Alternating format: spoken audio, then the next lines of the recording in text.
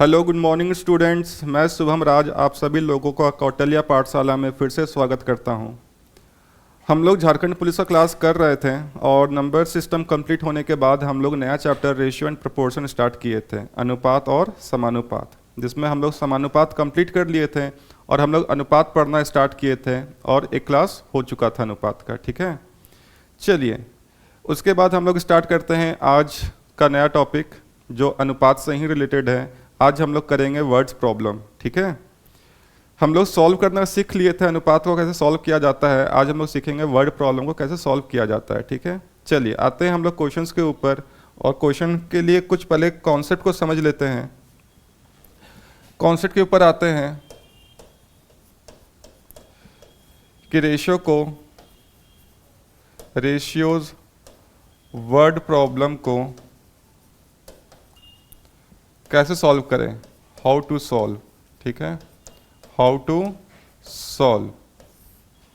ठीक है, देखिए ये जो चैप्टर है ये हम लोगों का जो भी कंपटीशन है उसके लिए बैकबोन है, क्योंकि ये चैप्टर समझ नहीं आएगा तो फिर कोई भी चैप्टर समझ में नहीं आएगा, क्योंकि ये चैप्टर का यूज़ हर चैप्टर में आएगा आपका। ठीक है, चलिए तो इसी का समझते हैं कि किसी भी वर्ड प्रॉब्लम को कैसे सॉल्व किया जाए, how to solve the word problem. ठीक है, तो इसका बहुत ही बेहतरीन एक मेथड है जिसे हम लोग कहते हैं कंपैरिजन मेथड।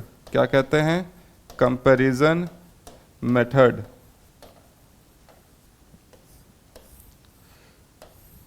ठीक है,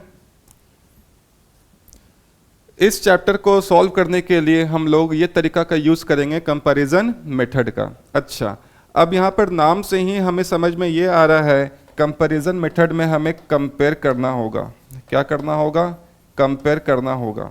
ठीक है, तो कंपैरिजन हमेशा सेम क्वांटिटी के बीच में होता है। जब दो भी सेम क्वांटिटी हमें प्राप्त होगा तो वहाँ पे कंपैरिजन मेथड का यूज करेंगे। जैसे फॉर एग्जांपल अगर हम बोले कि दो अनुपात ले लेते हैं, एक अनुपात ले लेते हैं 4:5। ठीक है, एक अनुपात कौन सा ले लिए? 4:5। एक अनुपात है 4:5। ठीक है, और एक अनुपात और ले लेते हैं, एक अनुपात और ले लेते हैं। ठीक है, ले लेते हैं 60 और 75। क्या ले लिए? 60 और 75।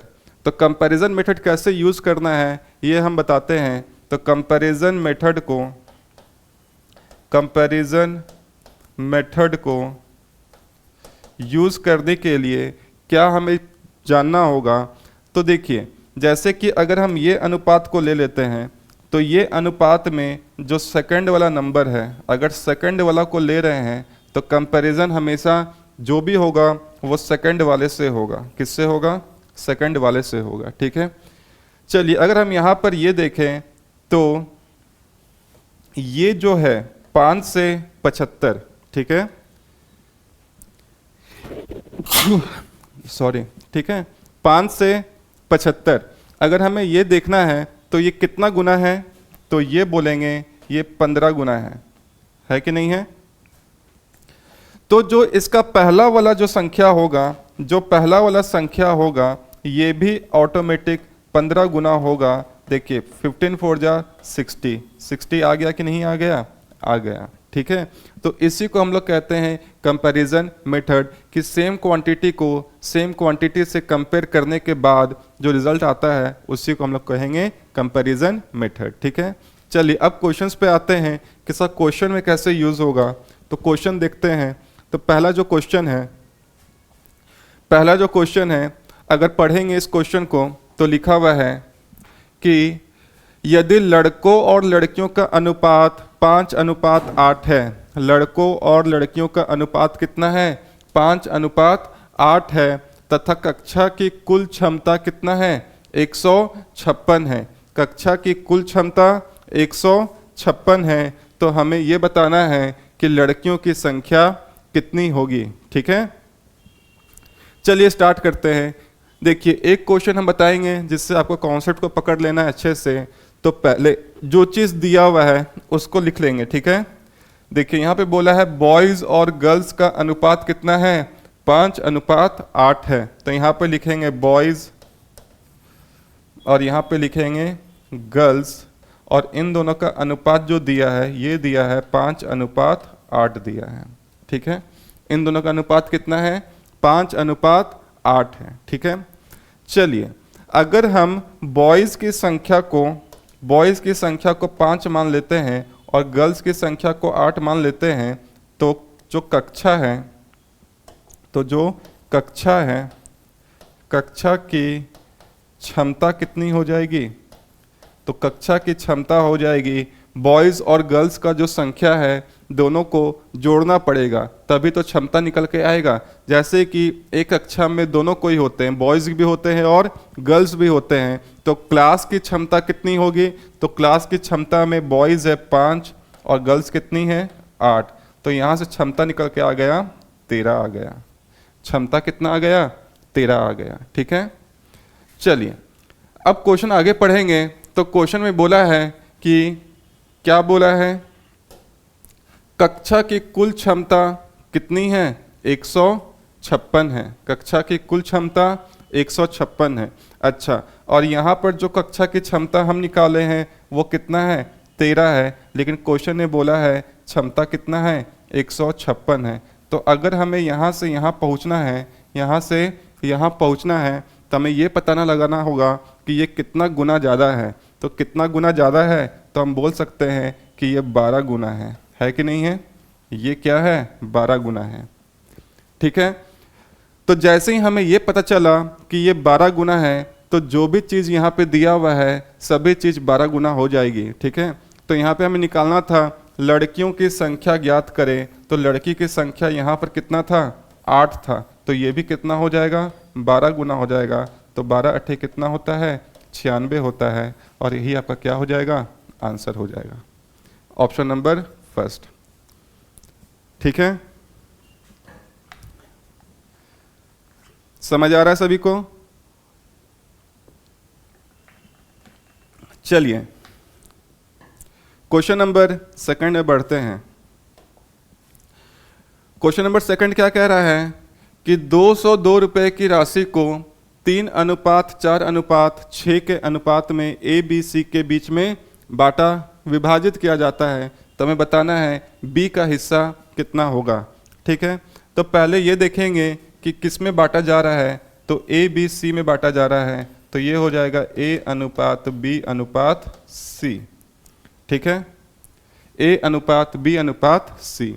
अच्छा, इन तीनों का अनुपात कितना दिया हुआ है? तो बोलेंगे इन तीनों का अनुपात दिया हुआ है 3:4:5 दिया हुआ है।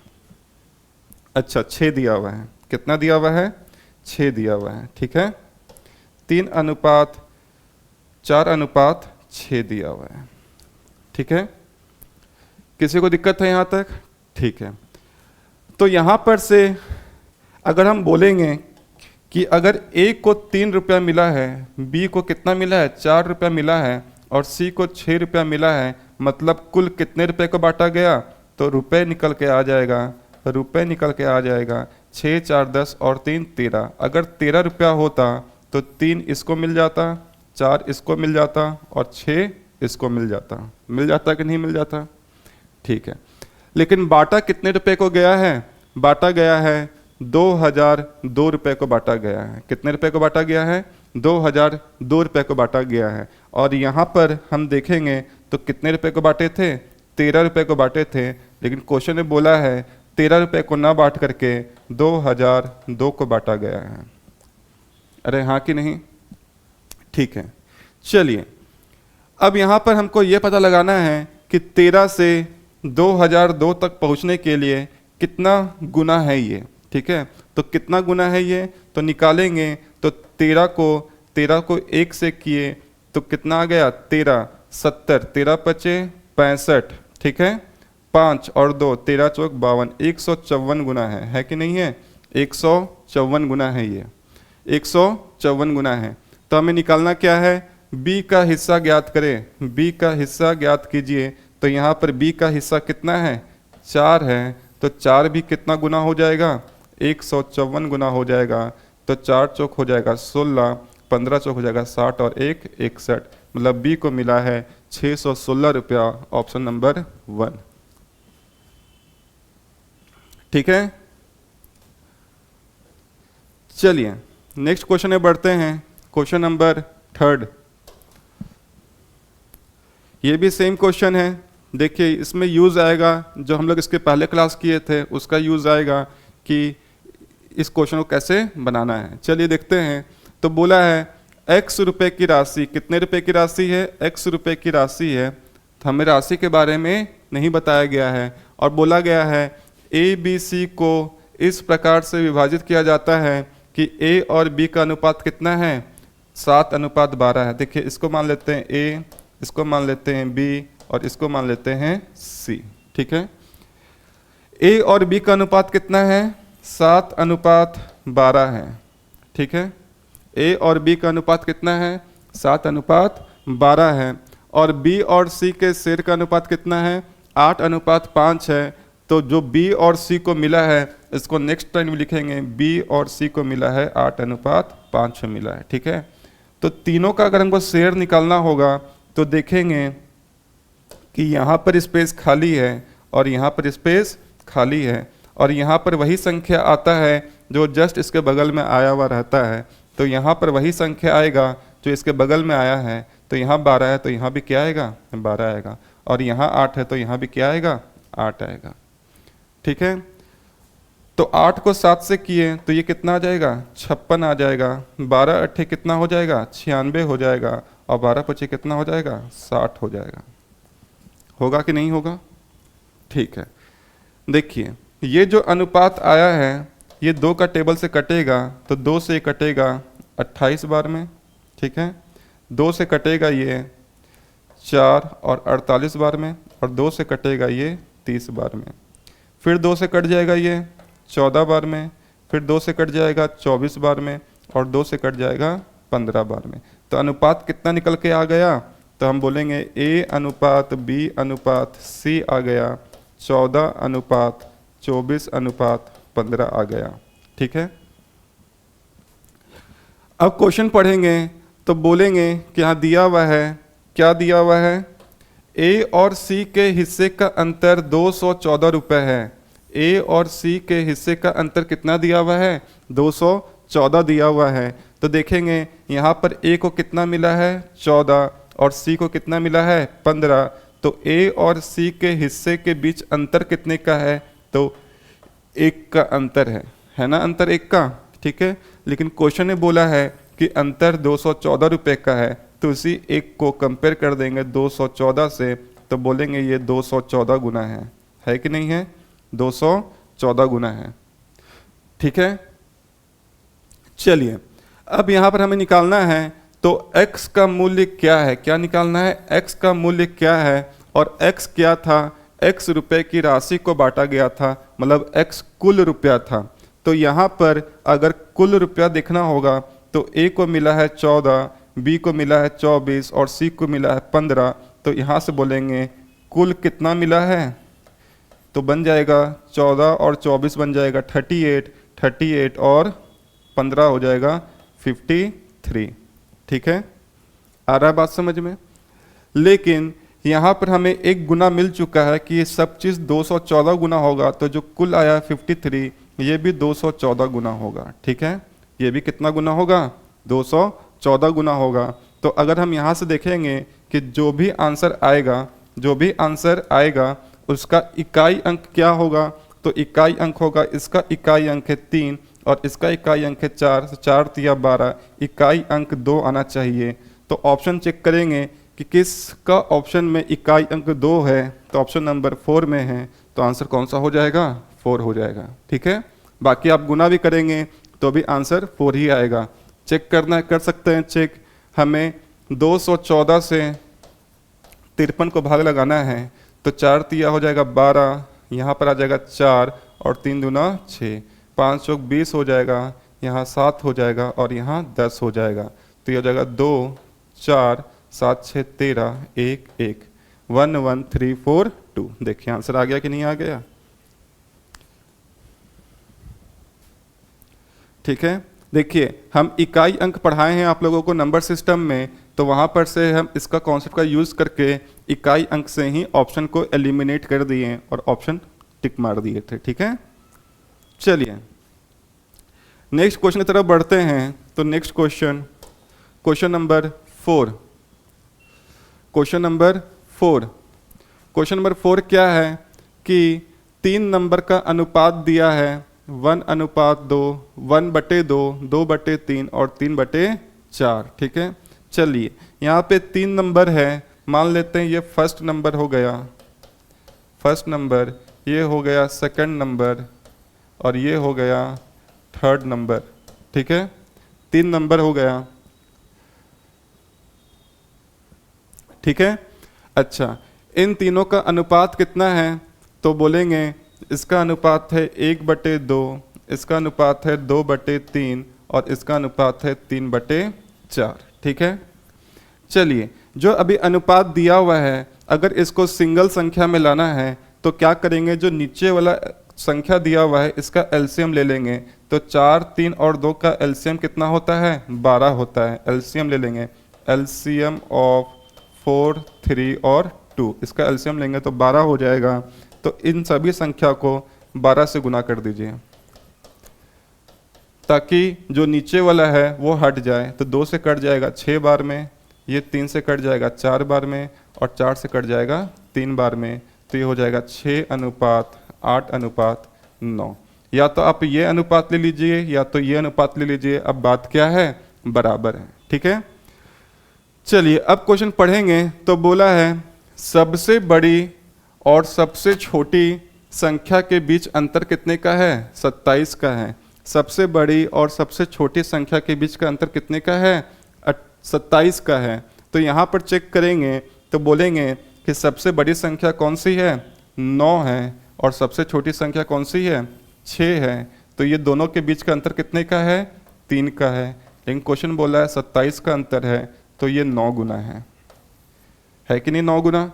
ठीक है, तो हमें निकालना है सबसे छोटी संख्या क्या होगी। सबसे छोटी संख्या, तो सबसे छोटी संख्या ये भी थी लेकिन ये भी 9 गुना हो जाएगा। तो 6 9 जा कितना हो जाएगा? 54 हो जाएगा। आपका ऑप्शन नंबर 4 हो जाएगा। ऑप्शन नंबर 4 हो जाएगा। ठीक है, बात आ रहा है समझ में?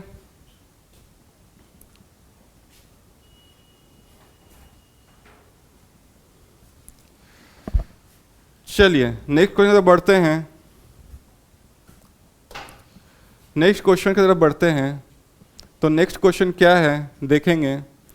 तो बोला है कि 3 श्रेणी ए बी सी के कर्मचारी का उनका वेतन 1:2:3 के अनुपात में मिलता है। देखिए एक कंपनी है जहाँ पे 3 श्रेणी के व्यक्ति काम करते हैं, ए बी सी श्रेणी के। तो तीनों का जो वेतन है वो अनुपात दिया हुआ है कि अनुपात किस अनुपात में मिलता है?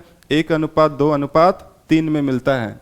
ठीक है, अब बोल रहा है यदि उनमें वृद्धि कर दिया जाए 5%, 10% और 15%, तो बताना है कि उनका नया अनुपात क्या होगा। नया अनुपात क्या होगा? ठीक है, बहुत ही इजी क्वेश्चन है। चलिए यहाँ पे देखेंगे कि कितने श्रेणी है? 3 श्रेणी है, ए बी और सी।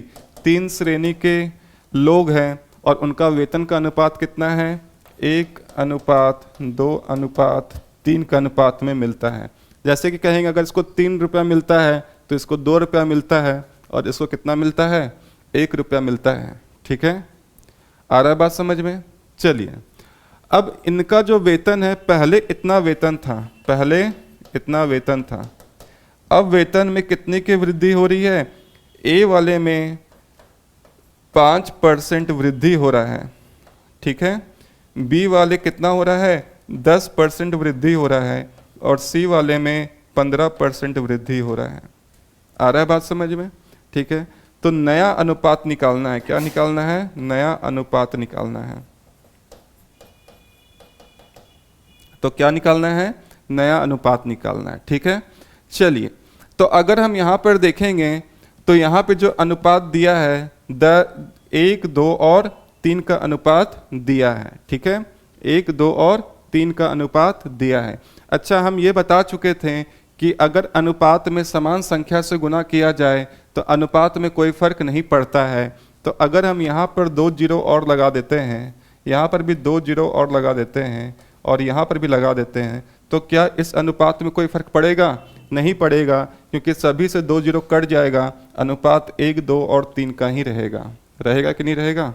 ठीक है, चलिए अब यहाँ पर क्या है, इसका वेतन कितना हो जाता है? 5% बढ़ जाता है, तो 100 का 5% मतलब 5/100, 100 से 100 कट गया तो 5 वृद्धि हो गया, तो इसका नया वेतन हो जाएगा 105 का हो जाएगा। ठीक है, 105 का हो जाएगा। ठीक है, अच्छा बी वाले के वेतन में 10% वृद्धि होता है, तो इसका 200 में 10% देखेंगे तो 100 से ये 2 बार में, तो 10 गुना कितना आ गया? 20, मतलब 20 रुपये का वृद्धि हो रहा है, तो अब इसको 220 मिल रहा है। ठीक है, अच्छा सी वाले में 15% वृद्धि हो रहा है, तो 300 का 15/100, तो 100 से कटेगा 3 बार में, 15 तिया कितना आ जाएगा? 45, मतलब 45 रुपया वृद्धि हो रहा है, तो अब ये बन जाएगा 345। ठीक है, चलिए अब जब नया अनुपात निकालना है तो इसको काटेंगे, तो इसको काटने पर 5 से काटते हैं, तो 5 से काटेंगे 21 बार में, 5 से काटेंगे तो 5 4 जा 20 और 2 0, 5 4 जा 20, और 5 से काटेंगे तो 5 6 जा 30 और 69, तो 21:44:69। ऑप्शन नंबर कौन सा हो जाएगा? फर्स्ट हो जाएगा।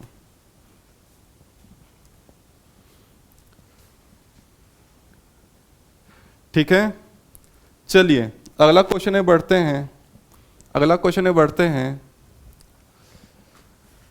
तो अगला क्वेश्चन बोला है क्या, थोड़ा ध्यान से देखेंगे कि एक राशि को ए, बी, सी और डी में इस प्रकार बांटा जाता है। अब देखिए ए, बी, सी और डी में बांटा जा रहा है, तो यहाँ पर लिखेंगे ए अनुपात बी अनुपात सी अनुपात डी। ठीक है, ए, बी, सी और डी के अनुपात में इस तरह से बांटा जाता है कि ए और बी के शेयर का अनुपात कितना है? 2:3 है, तो ए और बी को मिल रहा है 2:3 में मिल रहा है। ठीक है, अब जो भी लिखेंगे नेक्स्ट लाइन में लिखेंगे बी और सी का अनुपात कितना है? 1 और 2 है, तो देखिए बी यहाँ पर है, सी यहाँ पर है, इसका अनुपात 1:2 है ना? ठीक है, और उसके बाद C और D का अनुपात 3:4 है, तो C यहाँ पर है और D यहाँ पर है, नेक्स्ट लाइन में लिखेंगे इसका अनुपात है 3:4 है। ठीक है, अब देखेंगे तो यहाँ पर कौन कौन सा बॉक्स खाली रह गया, तो चेक करेंगे, तो यहाँ पे जो बॉक्स खाली रहा है वो कौन कौन सा है? ये वाला बॉक्स, ये वाला बॉक्स खाली रह गया है।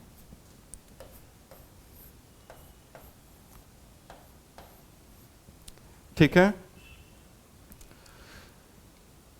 तो ये सब बॉक्स क्या रह गया है? खाली रह गया है। ठीक है, तो चलिए यहाँ पर देखते हैं, तो बोलेंगे क्या कि इन सब बॉक्स में कौन सा नंबर आएगा, तो जस्ट उसके बगल में आने वाला नंबर आएगा। तो देखेंगे कि इस बॉक्स के बगल में कौन सा नंबर है? 3 है, तो यहाँ पे 3 आ जाएगा। इस बॉक्स के बगल में कौन सा नंबर है? 3 है, तो यहाँ भी 3 आ जाएगा। इस बॉक्स के बगल में नंबर 2 है, तो यहाँ 2 आ जाएगा। इस बॉक्स के बगल में नंबर 1 है, तो यहाँ 1 आ जाएगा। इस बॉक्स के बगल में यहाँ पर 3 है और इस बॉक्स के बगल में यहाँ पे 3 है, तो 3 आ जाएगा। ठीक है, चलिए ये तीनों गुना हो जाएगा, तो 3 को 2 से करेंगे तो आ जाएगा 6, 3 तिया 9, 3 दूना 6 और 6 तिया 18 और 4 दूनी 8, 8 तिया 24। ठीक है, चलिए ये सब तीनों संख्या, चारों संख्या 3 से कट जाएगा, तो 3 से काटेंगे, तो 3 से कटेगा 2 बार में, 3 से कटेगा 3 बार में, 3 से कटेगा 6 बार में और 3 से कटेगा 8 बार में, तो अनुपात आ जाएगा 2, 3, 6 और 8 का अनुपात आ जाएगा। ठीक है, चलिए अब बोला है कि ए और डी के हिस्से का अंतर कितना है? 648 है। ए और डी के हिस्से का अंतर कितना है? 648 है, तो यहाँ ए को कितना मिला है? 2 मिला है, और डी को कितना मिला है? 8 मिला है, तो इन दोनों के हिस्से का अंतर कितना है? 8 - 2 करेंगे तो 6 का अंतर है, और क्वेश्चन ने बोला है ये 648 है, तो कितना गुना है? ये 108 गुना है कि नहीं है? ये 108 गुना है। तो बताना है कि उनके शेयर का योग कितना है, कुल शेयर कितना है, तो कुल शेयर निकालेंगे तो इसका शेयर 8 का था, इसका 6, तो 14, 14 और 3 17 और 17 और 2 19। तो कुल शेयर 19 का है और 19 गुना हो जाएगा 108 से। ठीक है, तो उनके शेयर का योग कितना है? तो कुल शेयर नहीं, उनके शेयर का, इसी का बात हो रहा है, ए और डी का ही बात हो रहा है। ए और डी के शेयर का योग कितना है? तो ए और डी का यहाँ देख लेंगे। ठीक है, तो यहाँ पर ए प्लस डी पूछा है, ए और डी के शेयर का योग कितना है? तो ए को कितना मिला था? ए और डी के शेयर का योग पूछा है। यदि ए और डी के हिस्से का अंतर है 648, तो उनके शेयर का योग कितना है? मतलब यहाँ पर हमसे पूछा गया है क्या, ए और डी का नहीं, उनके शेयर, उनमें सभी आ जाएंगे। ठीक है, उनमें सभी आ जाएंगे। ठीक है, तो कुल शेयर कितना था?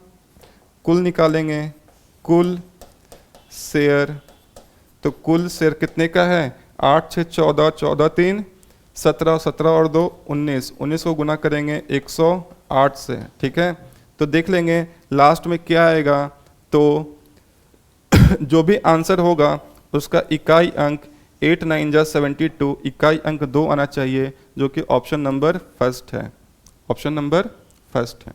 ठीक है, गुना करके भी देख लेंगे तो यही चीज़ आना चाहिए। देखेंगे 108 को 19 से करेंगे गुना, तो 9 8 जा हो जाएगा 72, 7 और यहाँ 9 और यहाँ आ जाएगा 108, तो आ जाएगा 2, 8 7 15, 0 और 2, देखिए 2 0 5 2 आ रहा है।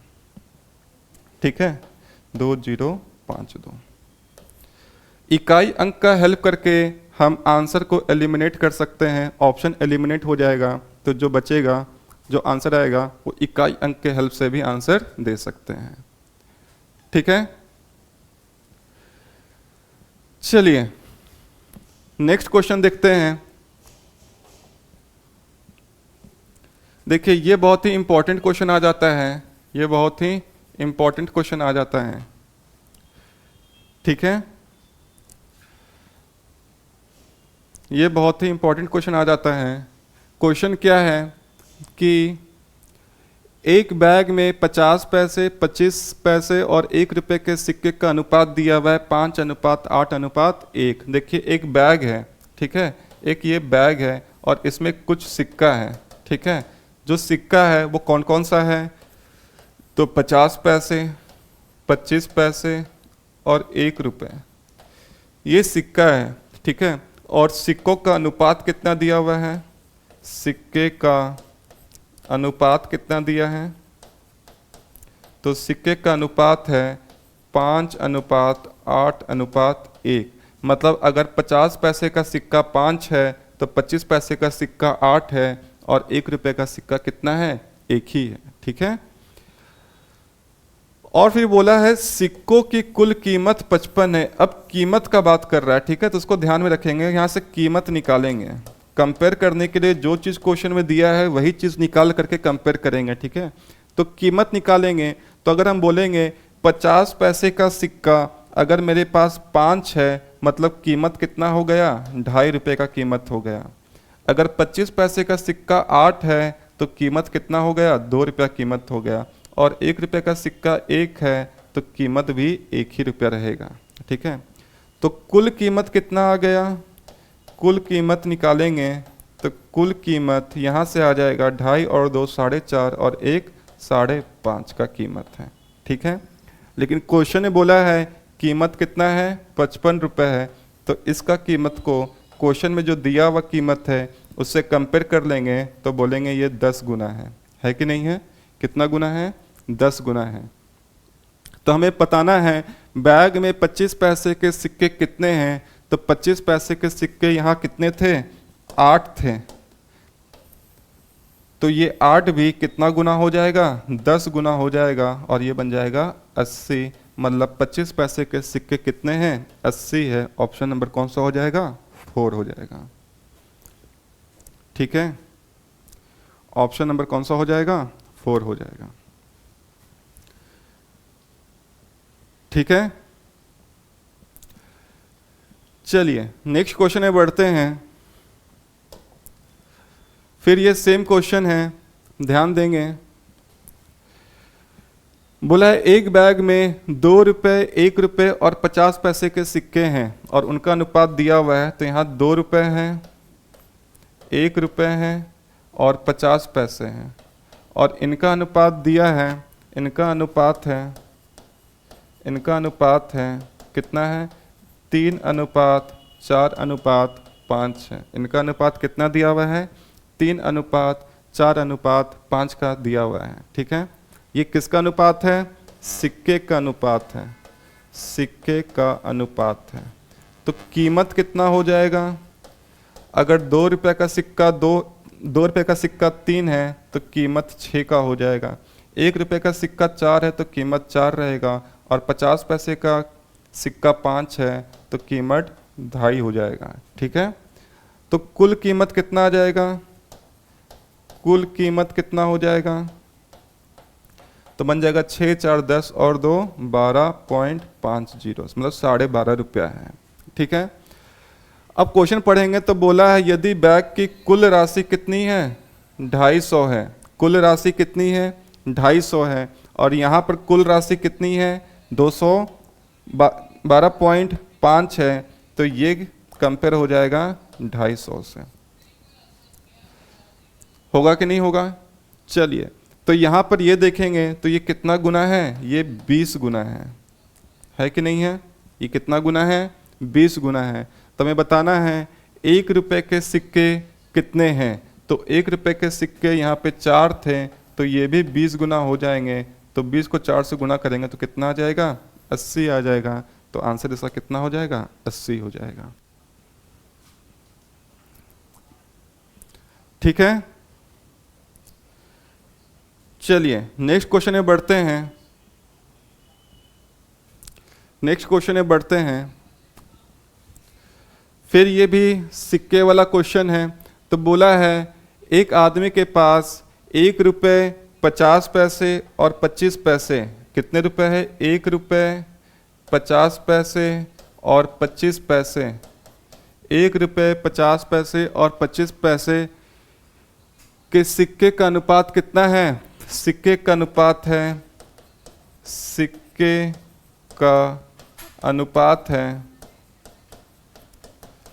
1/2, 1/3 और 1/4। ठीक है, पहले ये जो बटा में दिया हुआ है अनुपात, इसको हम चेंज कर लेंगे सिंगल संख्या में। तो जो नीचे वाले का एलसीएम होगा 4, 3 और 2 का एलसीएम होता है 12। तो इसको पहले 12 से गुना कर लेंगे। किससे गुना कर लेंगे? 12 से, ताकि मेरा ये जो अनुपात है एक सिंगल संख्या में आ जाए। तो 2 से कट जाएगा 6 बार में, 3 से कट जाएगा 4 बार में और 4 से कट जाएगा 3 बार में। तो अनुपात कितने का आ गया? 6:4:3 का आ गया। इससे क्वेश्चन बनाने में आसानी पड़ेगा। ठीक है, फिर बोला है कि यदि 50 पैसे के सिक्के की संख्या कितनी है? 90 है। 50 पैसे के सिक्के की संख्या 90 है तो सिक्के की कुल राशि ज्ञात करें। क्या निकालना है? राशि निकालना है। राशि ज्ञात करें। तो राशि निकालते हैं। तो अगर 1 रुपये का सिक्का 6 है तो राशि भी 6 का होगा। 50 पैसे का सिक्का 4 है तो राशि 2 का होगा और 25 पैसे का सिक्का 3 है तो ये 0.75 रुपये होगा। होगा कि नहीं होगा? 0.75 होगा। ठीक है, तो कुल राशि कितनी हो गई? 6 और 2 8, 8.75। तो कुल राशि है 8.75, इतने है कुल राशि। ठीक है, चलिए अब यहाँ पर बोला है 50 पैसे के सिक्के की संख्या कितनी है? तो 50 पैसे के सिक्के की संख्या यहाँ पर 90 है, लेकिन यहाँ पर जो हम क्वेश्चन बनाए हैं इसमें 50 पैसे के सिक्के की संख्या कितनी है? 4 है। ठीक है, देखिए यहाँ पे थोड़ा सा हिंदी में क्वेश्चन में थोड़ा मिसप्रिंट है। जो यहाँ पे 90 लिखा हुआ है इसको यहाँ पे 96 कर लीजिएगा, क्योंकि यहाँ पर इंग्लिश में कितना दिया है? 96। तो ये भी हो जाएगा 96, ये 96 है। ठीक है, तो जो 50 पैसे के सिक्के की संख्या कितनी है? 96 है और यहाँ पर 50 पैसे के सिक्के की संख्या कितनी है? 4 है। तो ये 4 किससे कंपेयर हो जाएगा? इसके साथ कंपेयर हो जाएगा। 96 के साथ, क्योंकि सेम चीज़ को ही कंपेयर किया जाता है तो क्या बोलेंगे, ये कितना गुना है, 24 गुना है। तो कुल राशि निकालनी थी, तो कुल राशि यहाँ से 8.75 आया था, ये भी कितना गुना हो जाएगा, 24 गुना हो जाएगा। कितना गुना हो जाएगा, 24 गुना हो जाएगा। ठीक है, तो 8.75 को 24 से गुना करेंगे तो 5 चौक हो जाएगा 20, 28 और 2 30, और 8 या 24 और 3 27, 5 दूनी 10, 14 और 1 15, 8 दूनी 16 और 1 17। ठीक है, तो ये बन जाएगा 0 0। ठीक है, 7 और 5 12, 7 2 9 और 1 10, 7 2 9 और 1 10। देख लेंगे एक बार, सही कैलकुलेशन कर रहे हैं। 6 और 2 8, और 25 पैसे का सिक्का 3 था तो 0.75। ठीक है, चलिए, तो यहाँ पे 5 चौक 20 हो गया, 28 30 हो गया, 8 चौक, अच्छा 32 होता है ना, 32 और 2 कितना हो जाएगा, 32 और 3 यहाँ पे 35 आ जाएगा। ठीक है, यहाँ पर कितना आ जाएगा, फिर से देख लेंगे, तो 5 4 जा 20 हो जाएगा, 28 और 2 30 हो जाएगा, 8 जोग 32 और 3 35 हो जाएगा, 5 दूनी 10 हो जाएगा, 7 दूनी 14 और 1 15 हो जाएगा, और 16 और 1 17 हो जाएगा। ठीक है, तो ये आ जाएगा 0 0 0, 7 और 3 10 और 1 11, और कितना आ जाएगा, 2 आ जाएगा। ठीक है, 210 हो जाएगा। ठीक है,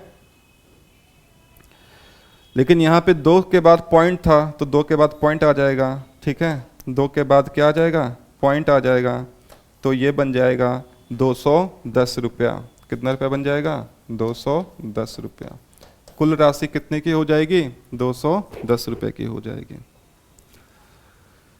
ठीक है, बात आ रहा है समझ में।